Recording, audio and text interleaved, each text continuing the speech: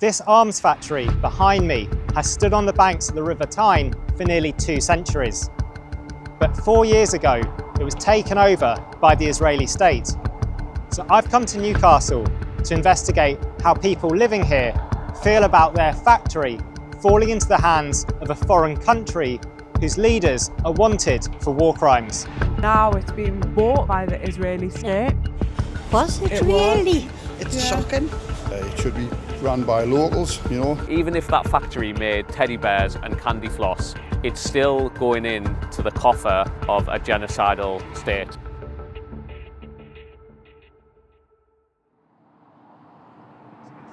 To find out more about this factory, my colleague and local resident, Laura Pidcock, is taking me on a tour around its perimeter. So we're here outside Armstrong Works on the banks of the River Tyne. It's a massive industrial unit. And on the sign up there it says home of Pearson Engineering, responsive engineering, and then they've got the Union Jack. It's behind you as well. What's really going on here? Well, it is interesting because this signage really projects something that has been lost, which is that there is British-owned industry here, if you like. Now, this is a huge site of industrial importance for, yes, the banks of the Tyne, but Britain. Over 175 years has been industry here, and it isn't British now. It's owned by the Israeli state, acquired in 2022. I think this factory is a perfect symbol of industrial decline in Britain, and also the selling off of assets, if you like. Now, it's not true that this is British owned. That Union Jack is a false flag, if you like. Because Pearson have said on their website that nothing made here is sent to Israel for use by the IDF. But that hasn't satisfied campaigners. Why do you think that is? Well, I think it's a sham of an argument, really, isn't it? If during the apartheid in South Africa there was a South African state-owned factory on the banks of the River Tyne, it would have been a really superficial argument to say, oh, actually pay no attention to this in that time of activism and struggle for liberation there. This is a site of interest because any profits derived from this site are going back to the Israeli government. It's a very, very simple argument. We don't have to be convoluted about this. It doesn't have to be a difficult set of conversations, but to say Israel committing genocide owns this factory. There is a clear link to Israel, to the banks of the River Tyne there. While Pearson denies making any equipment for the IDF, some of the weapons manufactured in Newcastle are based on designs that Israel has battle-tested on Palestinians. Take Rafael's advanced gun turret, the Samson, which is standard on Israel's Neymar armoured vehicles. These were widely used in Gaza. Here they are in central Gaza in 2023. Pearson is making a modified version of this turret for NATO troops.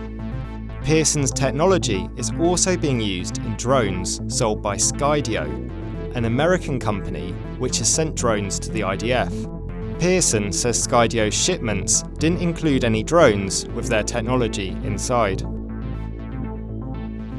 But what do people in Newcastle know about this historic factory and how it has been repurposed to make weapons for Israel? Phil and I went to the Granger Market in the city centre to find out. Do you know anything about the Armstrong Works site on Scotswood Road? Oh, it used to be Vickers. Yeah, do you remember the Vickers site? Yeah. Do you? Yeah. I know the Armstrong Works because my mother used to work there as a child. Really? It's got to be 70 years ago. Wow. Yeah. Do you think that Armstrong Works back then was like a positive place for the region? It was, it was very important in them days. It was the full length of Scotswood Road. Do you remember Vickers though? Vickers Armstrong? Yes, Vickers Armstrong. That's the factory we're talking about. She's talking about Vickers Armstrong. My husband started his apprenticeship when he at Vickers Armstrong. No way. Yeah, and if you got an apprenticeship at Vickers Armstrong's, it was something good really to have, good, yeah. You know. And it was crucial, like in the war effort, wasn't it? It produced a lot. It employed a lot of people. During the war, They used to follow the train up to try and bomb Vickers Armstrongs. This footage shows workers queuing up to enter Armstrong Works in 1900, but the factory has been there for 180 years. A central part of the 19th century shipbuilding boom in Britain, the factory, then called Armstrong Whitworth, became the largest weapons producer in the world during World War I. As well as producing tanks and heavy artillery during World War II, the factory owners even had this bomber aircraft, the Armstrong Whitworth Whitley, named after them. Around this time, a quarter of the local population were employed here, over 60,000 people. Everyone I've spoken to at the market seems to know someone that worked at the factory. So what do they think? Now it's in the hands of Israel. In 2022, it was bought by the Israeli state. Was it really? It was. Never. Yeah. Oh, everybody worked at Vickers Armstrong. Yeah. What do you think about it being bought by Israel then?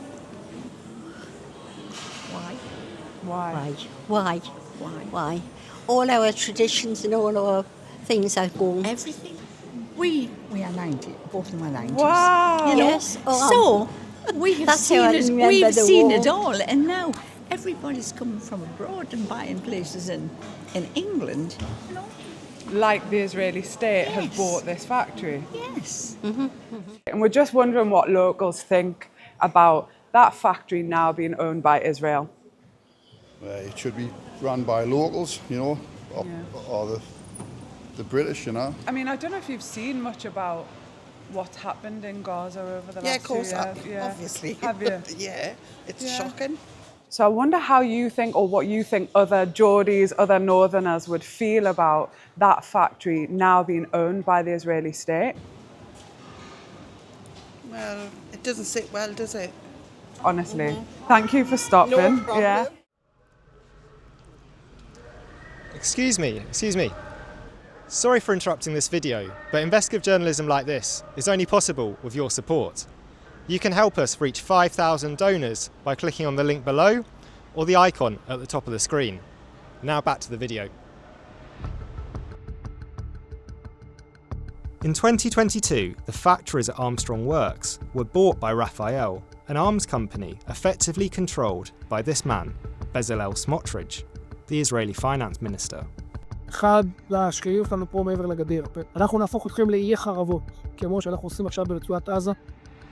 Last year, Declassified exposed how Pearson was awarded a £10 million contract by Britain's Ministry of Defence, even after Smotrich was put on sanctions by the UK government. Companies House documents show that Pearson is still owned by a department of Israel's finance ministry, which is controlled by Smotrich.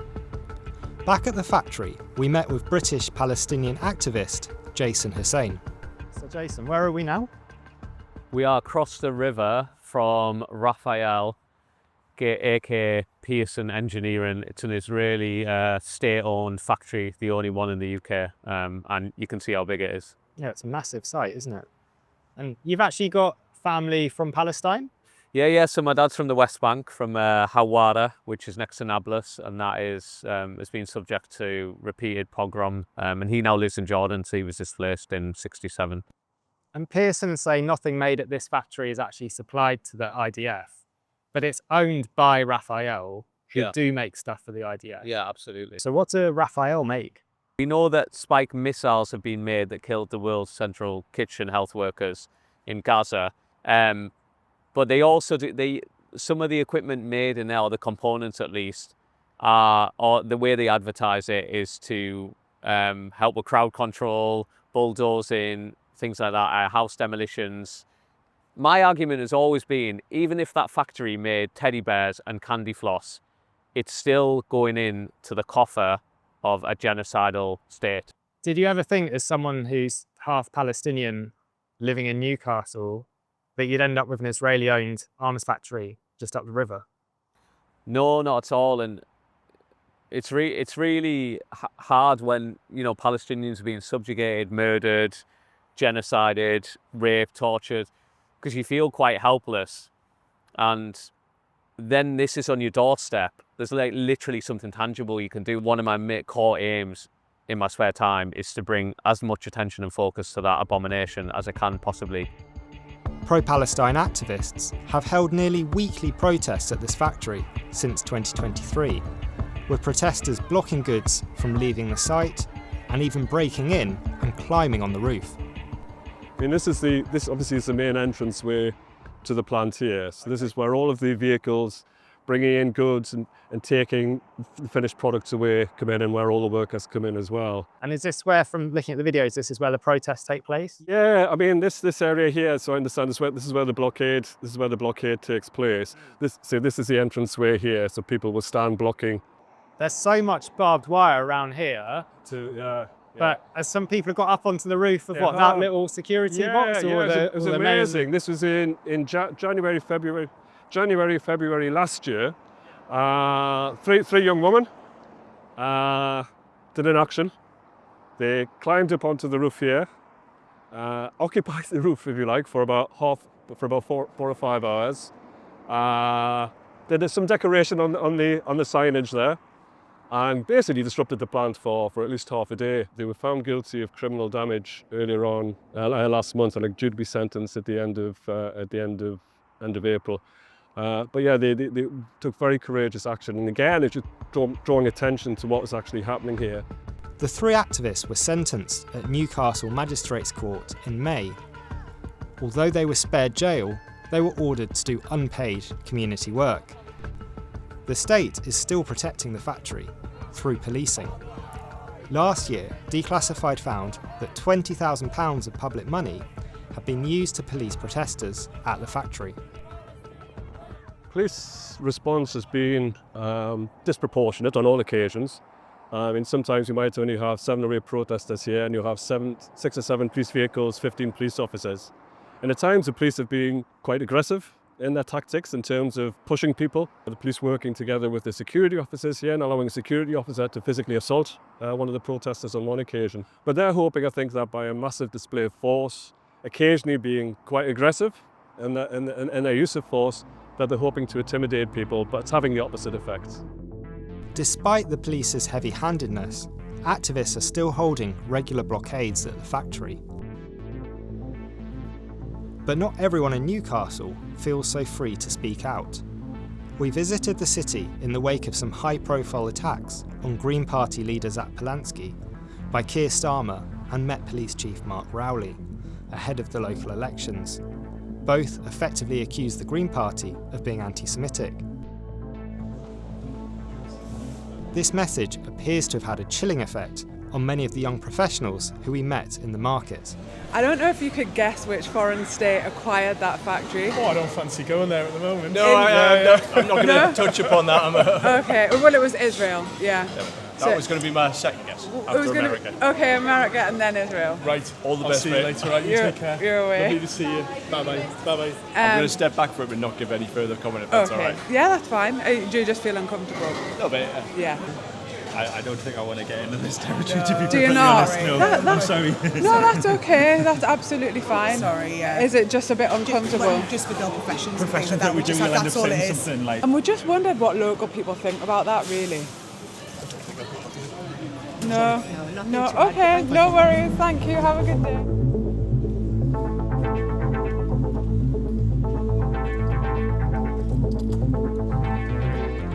So Laura, we're here inside this incredible Granger market in Newcastle city centre.